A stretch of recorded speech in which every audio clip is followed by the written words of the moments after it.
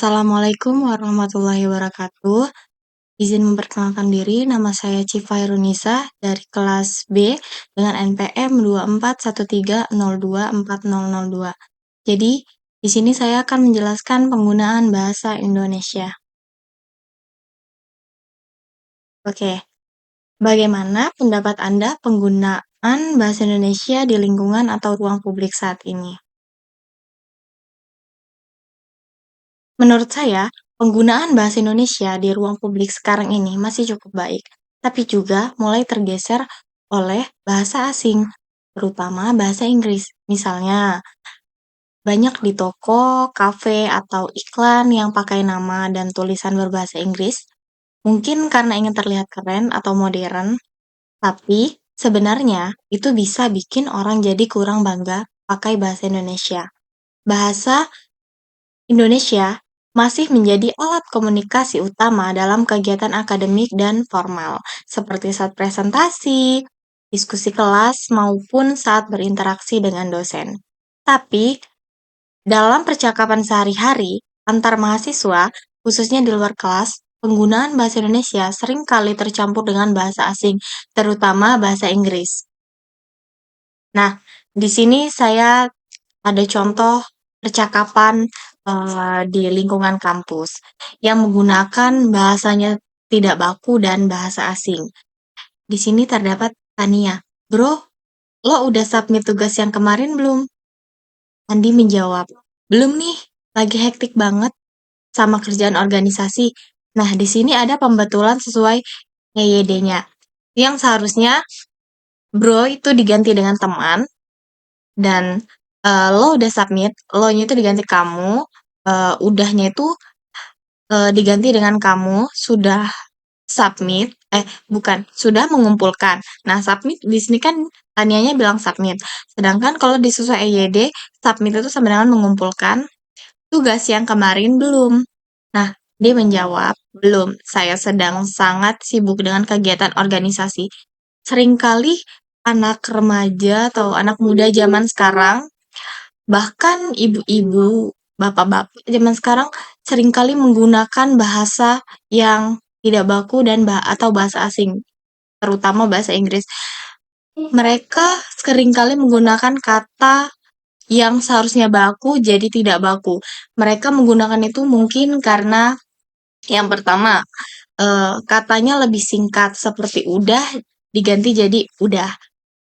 Yang kedua, mereka tidak mau ketinggalan zaman atau eh ya ketinggalan zaman. Mereka nggak mau kayak dibilang nggak gaul atau terlalu sopan karena karena pengaruhnya karena pengaruh adanya globalisasi zaman sekarang yang sangat melesat itu mempengaruhi juga gaya bahasa mereka.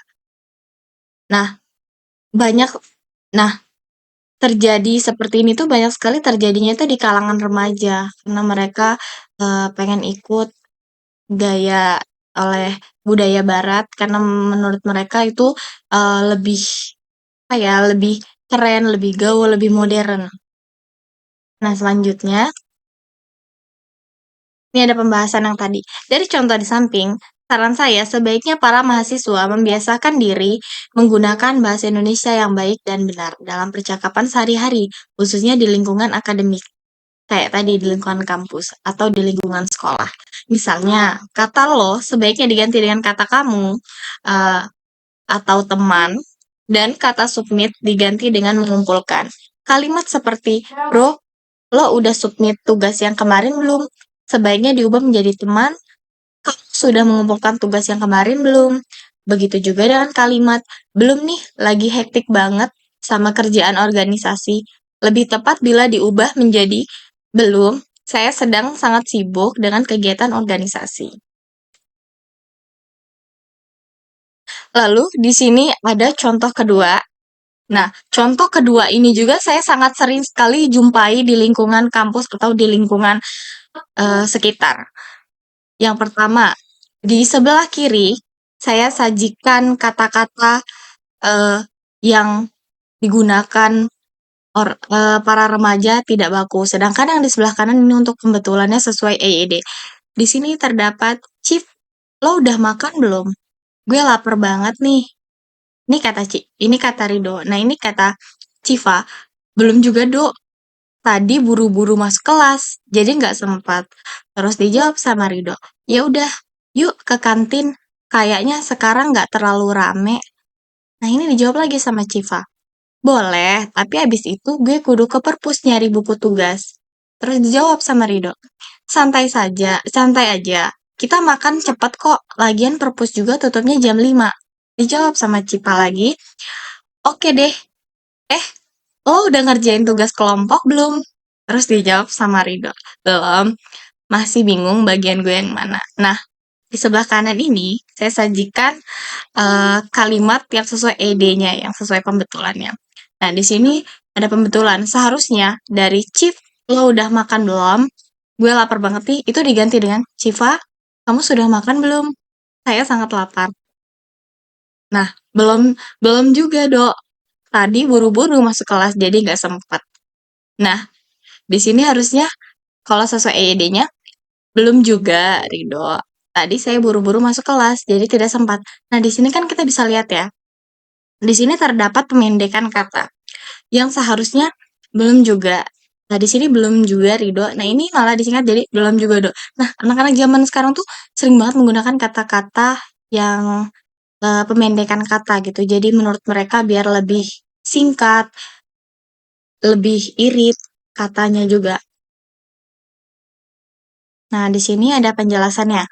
Saran saya, sebagai generasi muda yang aktif di lingkungan kampus, penting bagi kita untuk memulai membiasakan diri menggunakan bahasa Indonesia yang baik dan benar, terutama dalam konteks formal seperti saat berdiskusi di kelas, presentasi, atau menyusun tugas akademik. Meskipun penggunaan bahasa tidak baku atau bahasa gaul seperti gue, lo, atau enggak sudah menjadi bagian dari keseharian remaja, kita tetap perlu menempatkan bahasa sesuai dengan situasi dan lawan bicara. Siapa kita berbicara. Soalnya kalau kita terbiasa menggunakan kata-kata tidak baku atau kata-kata yang termasuk kasar, kalau untuk lawan bicara yang lebih tua, itu kan kalau jadi kebiasaan, nanti kita ngomong sama yang lebih tuanya pakai gue lo, itu kan jadinya nggak sopan ya. Dengan membiasakan menggunakan bahasa Indonesia yang sesuai EYD, kita tidak hanya menunjukkan sikap sopan dan profesional, tetapi juga ikut menjaga dan menghargai bahasa Indonesia sebagai identitas bangsa. Selain itu, kemampuan berbahasa yang baik juga akan sangat berguna saat kita masuki dunia kerja atau lingkungan formal lainnya. Maka dari itu, mari kita gunakan bahasa dengan cerdas, bijak, dan sesuai tempatnya. Kebiasaan menggunakan bahasa Indonesia yang sesuai kaidah ejaan yang disempurnakan atau EYD tidak hanya penting dalam percakapan, tetapi juga sangat bermanfaat dalam penulisan karya ilmiah seperti skripsi. Dalam penulisan ilmiah, pemilihan kata yang tepat, formal, dan baku merupakan salah satu syarat utama agar tulisan dapat dipahami dengan jelas, memiliki nilai akademik, serta mengikuti standar kebahasaan yang berlaku. Dengan membiasakan diri berbicara dengan baik dan benar, mahasiswa itu akan lebih mudah menulis dengan struktur kalimat yang runtut dan pilihan kata yang tepat dalam karya tulis ilmiah. Meski begitu, dalam kegiatan formal seperti organisasi, ospek, atau seminar, mahasiswa tetap menggunakan bahasa Indonesia yang benar. Ini tuh menunjukkan bahwa mereka itu sebenarnya sadar akan pentingnya bahasa Indonesia. Hanya saja mereka dalam situasi informal, mereka lebih berekspresi. Sebagai generasi muda, kita perlu menjaga bahasa Indonesia, terutama di ruang publik kampus. Mengikuti perkembangan zaman itu penting, tapi jangan sampai melupakan identitas kita sebagai bangsa melalui bahasa nasional.